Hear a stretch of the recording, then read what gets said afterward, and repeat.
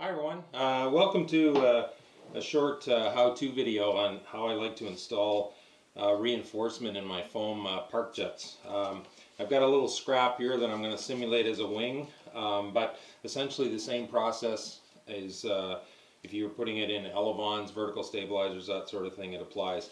So this is actually a piece of scrap model plane foam. The same process applies for Depron, just about any other kind of foam.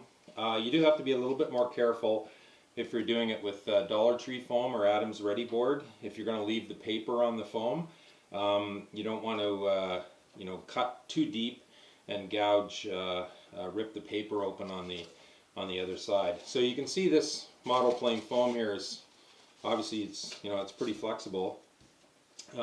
So if this was my wing, I certainly don't want my wing to be that flexible.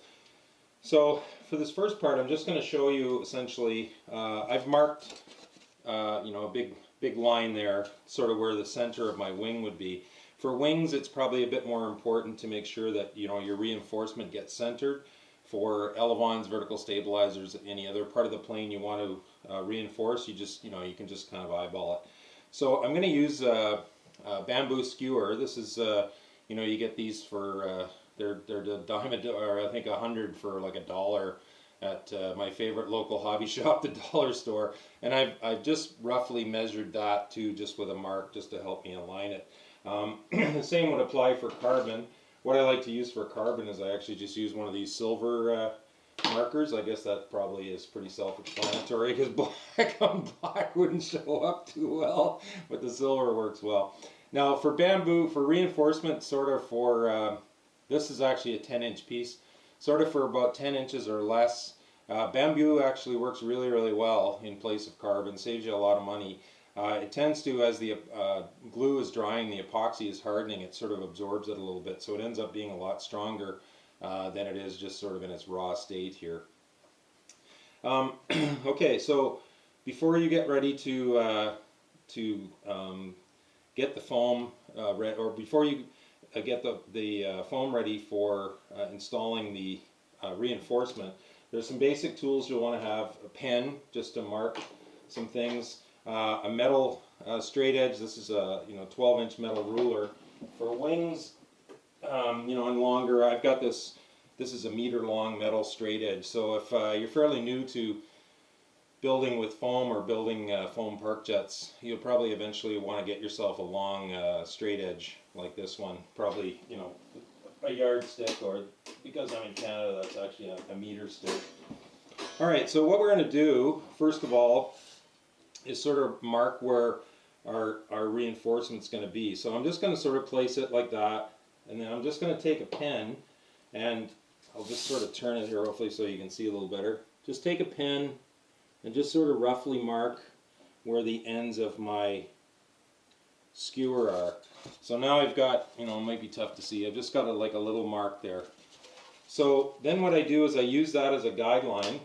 I've got my metal straight edge, and I sort of lay it right sort of at the, the one end of the little mark that I've made. Take my knife. Now you want a fairly sharp blade. Doesn't necessarily have to be a brand new blade, but if you've been shaving with it or something crazy like that, you want a blade that's going to give you a nice crisp cut through the surface. Now essentially we're going to score the foam just like you scored it when you when you cut out your plans. For a lot of planes you have score lines where you're sort of going to score about halfway through the foam, and that's essentially what we're going to do here. So we're just going to follow the straight edge. Just a quick score all the way down, and then just move the ruler down a little bit, find the other end of those blue marks. Now what you want to make sure you're going to do is, it's better to make the groove a little bit smaller than your reinforcement rather than too big, because you want it to fit snugly, and we can also always compress the foam a little bit to get it to fit properly. Okay, so then okay, one more, and then all you want to do is you just kind of, give it a little cut at the ends. All right, so there we've prepared our groove. So the next thing, we just want a small little flat blade screwdriver, or any sort of tool similar to it, And this is essentially what we're going to do. I'll just turn it here so you can maybe sort of sideways.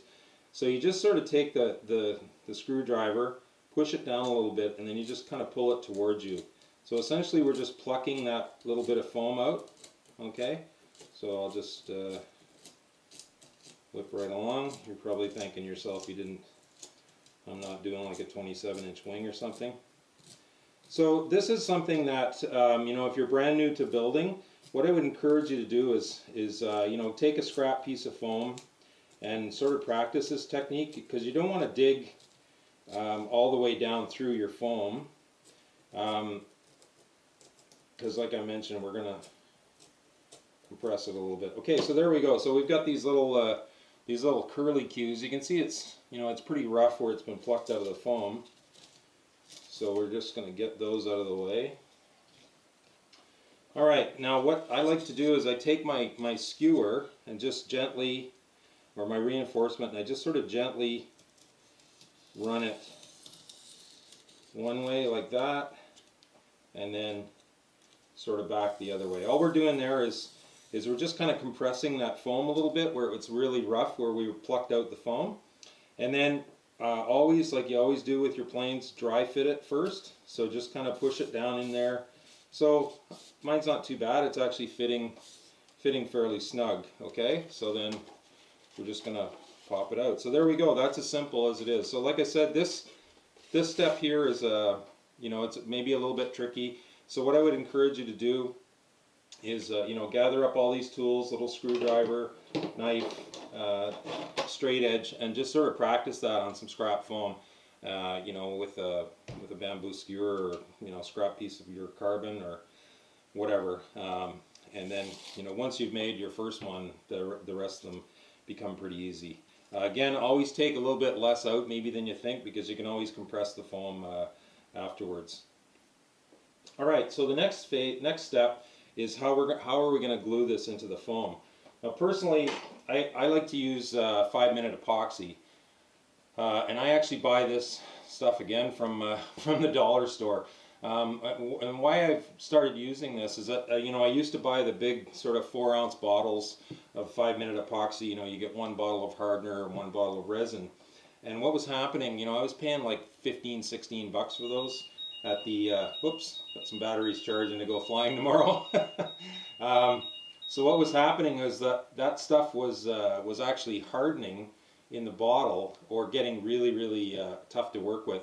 So these, I think I pay about $1.25 for these, and if I'm smart, I can build about 3 airplanes. I think there's 25 millimeters in here. You're always going to waste a little bit of epoxy, but the reason I like epoxy, I've tried using this stuff, which is like a Bob Smith Industries foam cure. The problem with this stuff is that if I use it in this, it takes forever to fully harden because it needs air, whereas epoxy, that's just essentially a chemical reaction. I suppose you could always also use hot glue as well. The problem with hot glue is that it's heavy, and it also becomes very temperature sensitive sometimes. So, too cold, it could get brittle, pull away from the foam. Too hot, it might get a little bit soft, and as you're out there yanking and banking, enjoying your park jet, you could watch your reinforcement come popping out of the foam, which is not what you want to see. Alright, so before we get started on this step, we've got our glue. We've made our we want to cut a piece. This is, roughly, I don't know, 6 inch by 6 inch. We're going to mix our epoxy on. This is a piece of wax paper. We're going to mix our epoxy on that, and then use that to get as even a coating as we possibly can around the reinforcement. Now, before you get going too far, I always put wax paper. So I've just got a big chunk of wax paper. Again, I just buy this, from the dollar store. You want to have something underneath it so that in case by any, possible problem, you've got a small hole. You don't want any of the epoxy oozing or getting through the foam, or any holes in the foam, and then you end up gluing your wing to your work table. Not a good scene. So lay that down on top of the wax paper, and then what we're going to do is, after we put it in, we're just going to fold that over for the next step. Alright, so I'm just going to move that out of the way. So get our piece of wax paper. I just take you know, toothpicks to mix up my epoxy. So just squirt a little, you know, a little bit of this in the middle. So that's probably enough. It's actually probably more than enough. But again, that's a tough thing sometimes with epoxy. You do end up wasting some.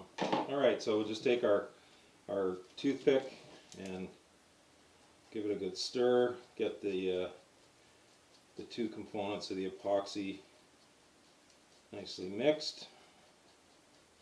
Okay, so that should be enough. Okay, let's get rid of that garbage. All right, now you just sort of hold your wax paper with your epoxy in the middle. Just kind of hold it like a taco or a sausage bun or whatever, and we'll pull this over. The other thing I should mention too is you want to have some paper towel handy here, because you're going to get some of this epoxy on your hands. So before you start handling anything else, you want to be able to wipe off the excess of it. So all we do is we take our reinforcement and just kind of lay the one end of it into the epoxy, give it, just sort of start a gentle turn, and then we're just kind of squeeze, gently squeeze the wax paper around and just keep twisting it all the way through. So we've got a nice even coat. Now you might not be able to see that on the camera, but all right, and then boom, put it down in there. Just give it a wipe with my finger. Now if you think for whatever reason you want to, I should have mentioned too, you should also have a piece of scrap foam. If you want to have a little bit tighter seal on the top, again you can take a little bit piece of scrap foam and then just, you know, very thin coat, or if you put too much on, for example, and it's you know, oozing out of the slot, then you just take the scrap foam and just kind of smooth it down. Gives it a nice tight bond on the top. Okay, so got my paper towel here to wipe off that epoxy. All right, so now just fold this wax paper over, and then what I like to do is to make sure that it flattens, dries really flat, especially in my wings, is I'll just lay, you know, some weight down on top of it, and these books just essentially barely cover, but you get the idea. I like to use some big books, you know, if you've got old big heavy coffee table books or encyclopedias around, and then you just lay that on there, and then I'll just probably leave this for now. Like the epoxy will probably be hardened, you know, to enough to handle probably within, I mean, it's 5-minute epoxy, but probably 10 minutes. So what I'm going to do now is I'm just going to pause the camera, and we'll come back in about a half an hour and I'll show you the finished product. All right, be back with you shortly.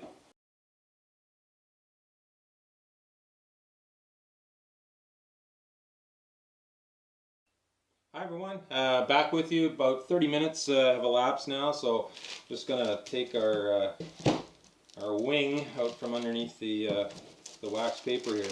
So the wax paper, you know, it might stick a little bit, but the nice thing is because of the wax on it, normally, you know, it's not a problem at all with epoxy, and you actually get a nice, especially after you've pressed it down. Pardon me, you get a, you know, a nice smooth surface there. So, you know, there's still obviously some flex in there. If this was my wing, I wouldn't be using bamboo. I'd be using carbon fiber, you know, tube or rod.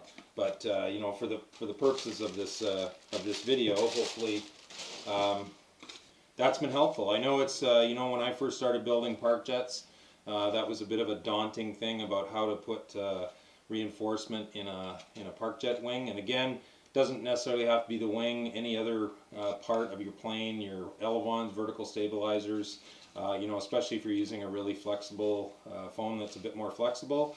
There's lots of ways to reinforce foam, other ways, but you know, for wings and flat surfaces like my control surfaces, this is my favorite way. And again, you know, bamboo skewers I find in lengths, you know, 10 inches or less, it's a really good alternative to using carbon fiber, and of course a lot cheaper because you can get like 100 of these for $1 at the dollar store. So that works out really well. So there you go, folks, installing reinforcement in foam for your foam park jets, or you know, any other kind of foam airplane, I guess, where you need to reinforce the foam a little bit. Thanks very much for watching. Blue skies, calm winds to everyone. Park jet noise, the other sound of freedom. Take care.